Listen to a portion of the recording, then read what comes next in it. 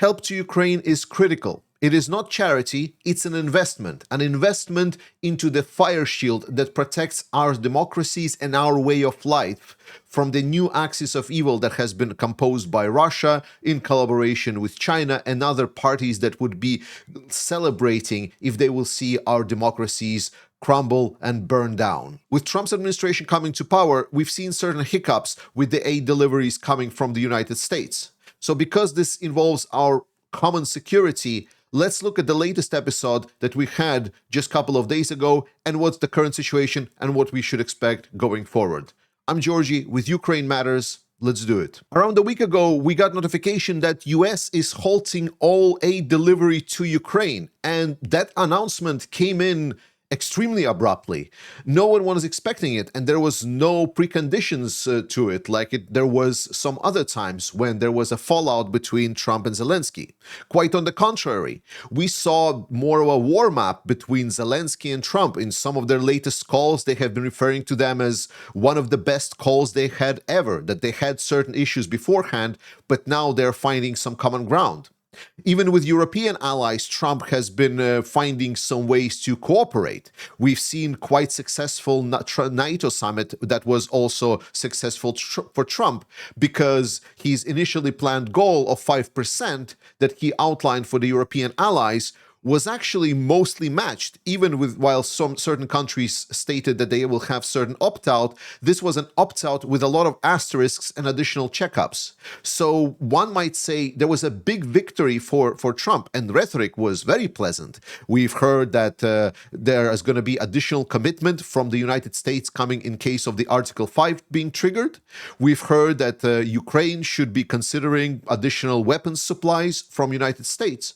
So when the announcement came in that not only further aid is stopped for Ukraine, but more importantly, the aid that was already in transit is going to get stopped, and literally trucks that were driving towards the Polish border to deliver that aid the same day, they got the message to halt their movements and stop. Interestingly, this confusion has been expressed not only by Ukrainian side for obvious reasons, not only by the European side because of the things that I just mentioned, but also by the American side.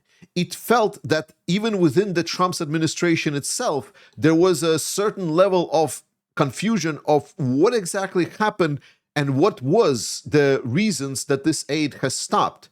And it created a couple of scenarios that people started throwing around. Whether this was a dedicated push from the Trump himself, whether this was just another case of incompetence where one hand just didn't know what the other hand was doing, or there was a sabotage by the Russian assets within the Trump's administration.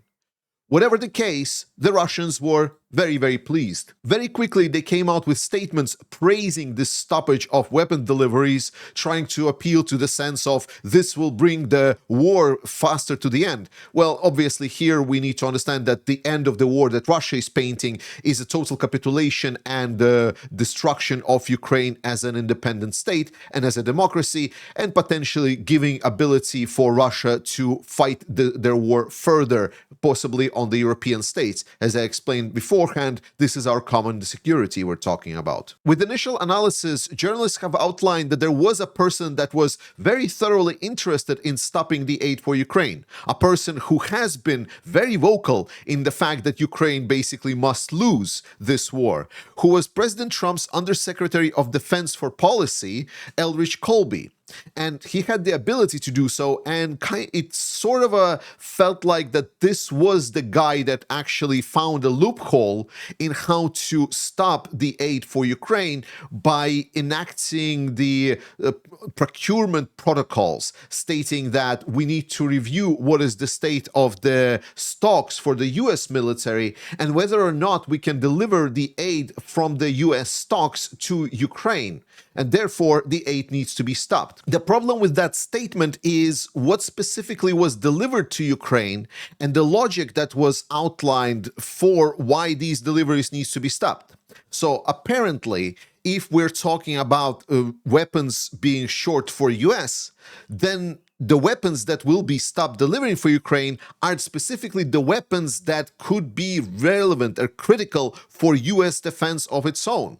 And when we actually look at the weapons that were stopped, then we see something very peculiar. Firstly, AIM missiles.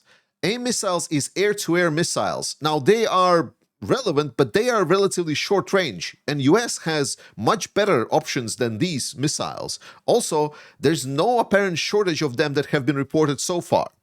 Then there was 30 Patriot missiles. Now, this was probably one of the only, if not the only one, point that could have been made actually truthful to an extent. That indeed, the Patriot missiles are relatively hard to produce, so delivery of those potentially could sabotage some of the readiness of the United States. So this point, we kind of leave it standing. But then it goes absolutely down the drain, because we're next looking at the 155 millimeter howitzer rounds. These howitzer rounds are not really used by US. US is not an artillery military. They do not use that much artillery. So expecting that this will be used by US is quite astonishing, to be honest. More importantly, if we go even down the line, there's like some Gimler's missiles, there's some Hellfire. Hellfire is a short-range air-to-ground missiles, very short range. We're talking about at maximum around 10 miles. This is not a range that US military is operating at. US military is operating as B-2 bombers, flying and doing big dunks on the unsuspected countries. That is the way that US fights, not with 10-mile missiles. And later it gets even, like, as we go down, it gets even more and more hilarious, such as Stinger missiles. Stinger missiles are basically missiles that are used by a person with a man-pads. Expecting that US anti-air system will be manned by the guy with a man-pad, by this point, to be honest, is a little bit... I'm not going to put it in any unpleasant terms, but it is almost as silly as the next point, which is 125 AT-4 grenade launchers. An AT-4 grenade launcher is a shoulder-mounted, light anti-armor weapon.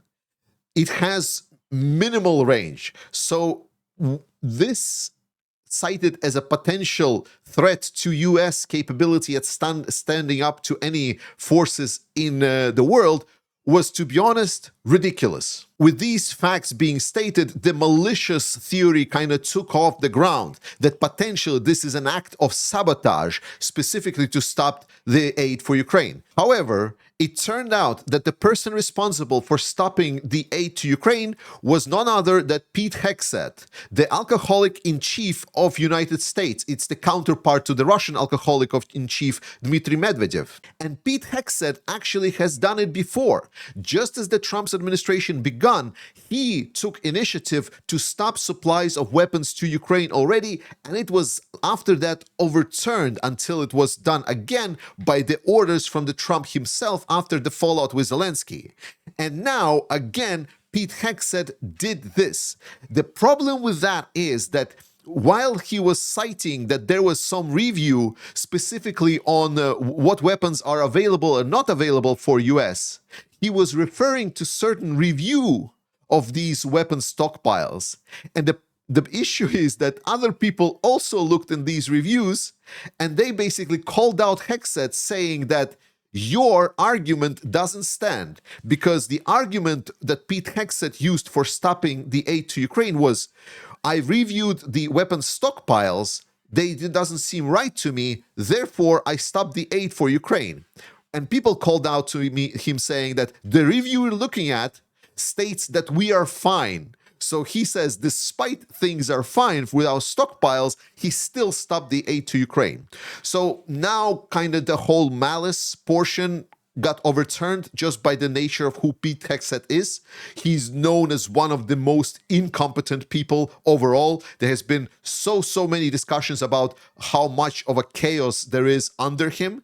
And now the full incompetence argument again came to the full force to Trump's administration. Therefore, to verify whether it's going to be 100% incompetence or it was some malice included, they said, like, okay, we'll see what's going to happen next. If it's going to be malice, then most likely we'll see some demands from Ukrainians or Europeans. But if it wasn't, then most likely it's going to get overturned in just a couple of days. And lo and behold, a couple of days later, we saw the statement by the spokesman of Pentagon, Sean Purnell, on the aid, stating that the aid will come back. Therefore, fully confirming that this was, again, an example of a complete chaos and incompetence happening within the Trump's administration internally. But what I want to outline is what we actually heard coming from Donald Trump during all of these events. Donald Trump has been known to be pretty critical of Europe and Ukraine as well. However, we've seen certain shift in his rhetoric both before this event, but also this event of stopping the aid gave an additional spotlight on what is happening with Trump himself and his views on Ukraine. Let's listen to this clip over here. I had a strategic call with Zelensky the other day. What strategy did you discuss? It was a good call.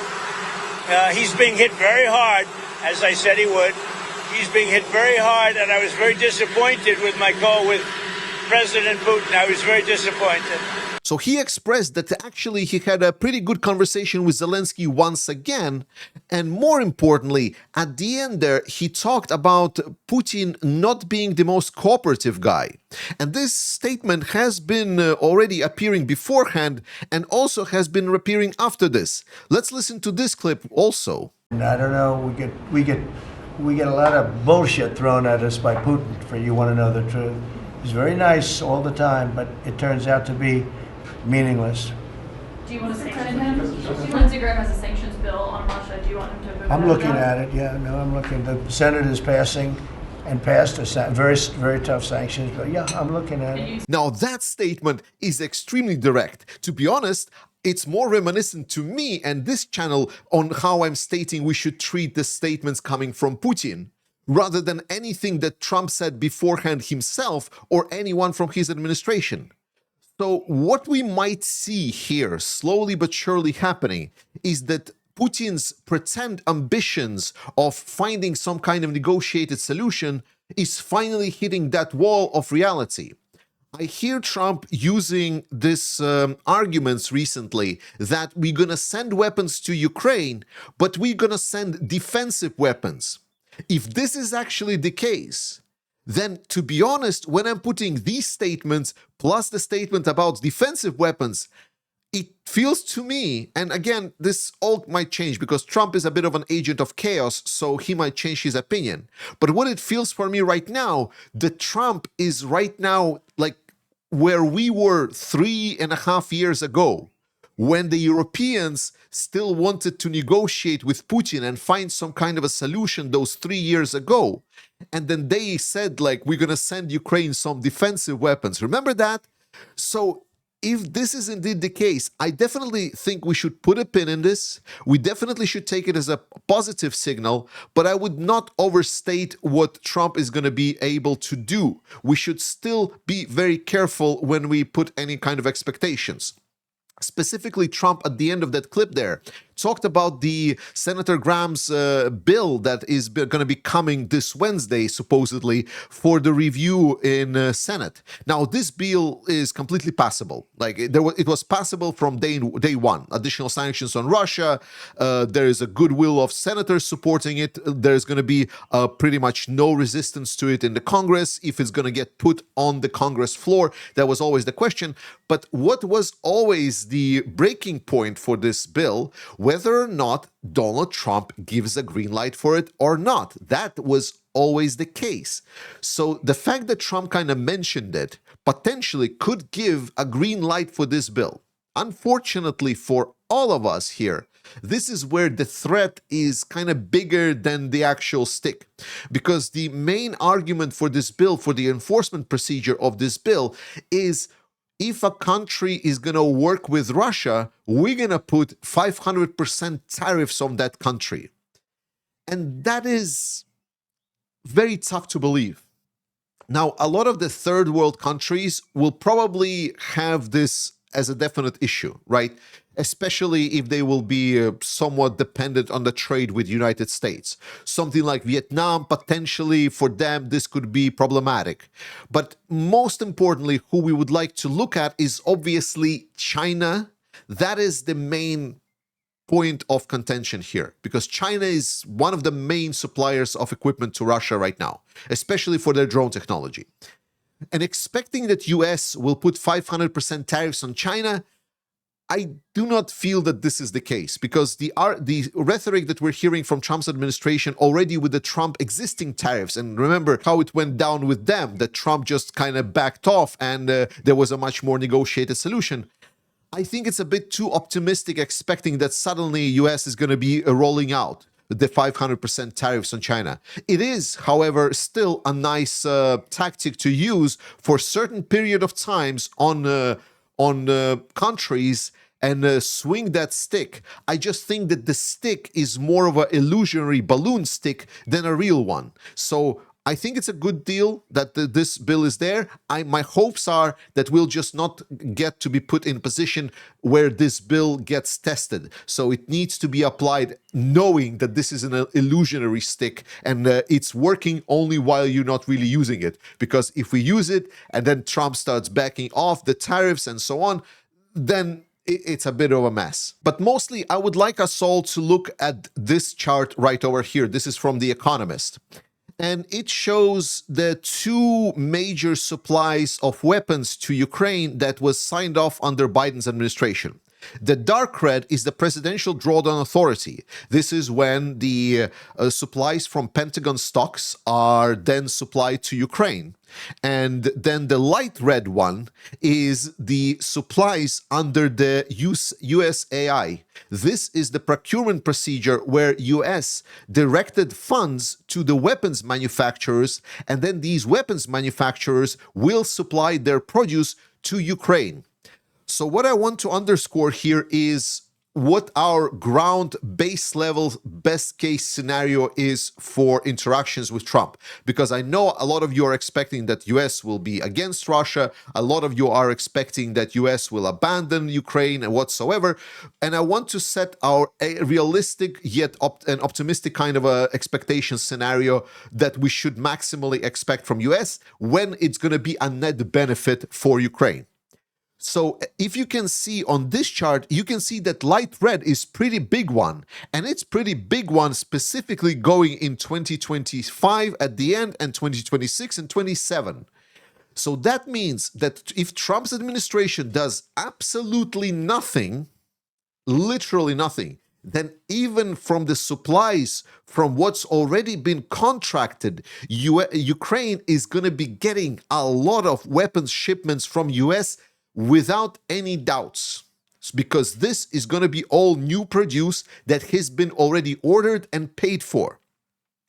Secondly, if Trump just allows not just supply of these weapons and allow the shipment of these weapons, but also, let's say they don't want to ship weapons for free because there was this argument we shouldn't give Ukraine a blank check. Fair enough. Then, if Trump's administration says, but we will be okay for Ukraine and allies to buy weapons from the United States, then we will see an increase to this chart as well. Remember, major issue for a lot of European allies to supply weapons to Ukraine is not that they don't want to or they're lacking money, it's mostly because that they're lacking the production capacity. So the money can be found within Europe, and if it can be contracted with United States, if it's going to be additionally counted towards the security of the nations within within Europe, as it was discussed in the latest NATO summit, then we're going to see potentially more increase to this chart than beforehand. The point that I'm making here is that despite our expectations that Trump could be betraying Ukraine, I think so that the most dangerous point of that we kind of passed when Zelensky didn't know how to deal with Trump and what appeals to Trump, because we've heard in recent talks that Trump is much more favorable to Zelensky than it was before. Plus, we see Trump's appeal to Putin not going exactly his way. We see Putin being a lot more confrontational and literally giving no leeway to Trump whatsoever. He's not taking any offer that Trump is putting before him on the table. So potentially, we might see the situation that even if we consider that Trump is not going to be the best case scenario for Ukraine, where he's going to just open the floodgates for Ukraine to win, even if he's going to stay in this paradigm as this is their problem, we're going to supply Ukraine with weapons that are being produced or defensive weapons, this still opens a major supply of equipment and ammunition for Ukraine going forward. And that is fantastic, especially because Europeans both increase their commitment to Ukraine and increase their involvement in Ukraine, but they are standing firm on that rhetoric that Ukraine must be supported. Let's listen here to President Macron talking about this. And because every time Vladimir Putin's Russia advances in Ukraine, the threat moves closer to us all. We will never accept the theory that might is right. And I want to be clear that Europeans will never abandon Ukraine. Never. France, a big supporter, big political supporter as well for Ukraine. Germany, investing extensively. They're stating there's going to be 10 billion for 2025 for Ukraine. It's a total with already allocated aid, of course. But also they're stating that we're already preparing to allocate additional 13.5 billion in the coming years. So more aid will be coming to Ukraine. Denmark is now taking charge in European Union and spearheading more and more support for Ukraine. Just listen to the Prime Minister of Denmark, Mette Frederiksen, right over here. We must in every way possible be willing to protect our democracies, our freedom and rights, and our prosperity. Therefore, the Danish presidency has two overall priorities. Of course, first of all, a secure Europe. And secondly, a competitive and green Europe. We must take responsibility for our own security. Cutting our defense spending in the past 30 years was a huge mistake, and we shall never repeat. We cannot take lightly the threat from East. And Russia is no longer working alone. We see it in Ukraine, North Korea providing soldiers and ammunition, missiles from Iran, and military technology from China. We must act now to respond to this threat. We need to build a much stronger European defence industry. We have to invest more. Strengthening Europe's defence industry is an absolute top priority. And we have to be able to defend ourselves by 2030 at the latest. 2025 presented a lot of challenges for Ukraine, both on the front line and also on the ally front. However, I don't want to sound too optimistic, but with seeing everything that is coming both from United States and Europe, I think when we put all of these things together, it might end up, just might, end up a net positive for Ukraine when we put all of these new commitments and changes together. And that is, I think, incredible news for every supporter of Ukraine. Yes, Russia is increasing their pressure on Ukraine. Yes, China is supplying Russia with equipment. Yes, there is a lot of support from North Koreans and additional troops are being sent to Ukraine. But with Ukraine getting such a massive commitment from its allies, long-term commitment, I believe there is a true opportunity for us to move past this discussion that there should be some kind of a negotiated solution where Ukraine is just going to stop. But there might be, just might, an opportunity for Ukraine to come back much stronger. My deadline, as you know, is the end of 2026. This is when I believe most of the major production cycles will finally become fully operational, and we will see what is that European and Ukrainian production capability actually can bring to the table. So far, 2025 has been disastrous for Russia, and it has been very bad for Ukraine, at least from the start, but we are definitely moving in the right direction. So continue supporting Ukraine, just like all of these people here. Trust in Ukraine. We do not have on this channel right now our own campaign running, but Rick the Ukrainian, friend of the channel, is trying to get some trucks to the Ukrainian armed forces. I want to call on everyone that finished this video and watching it so far to participate if you can. I love you guys. Trust in Ukrainian armed forces, trust in Ukraine. Slava Ukraini, and I will see you next time.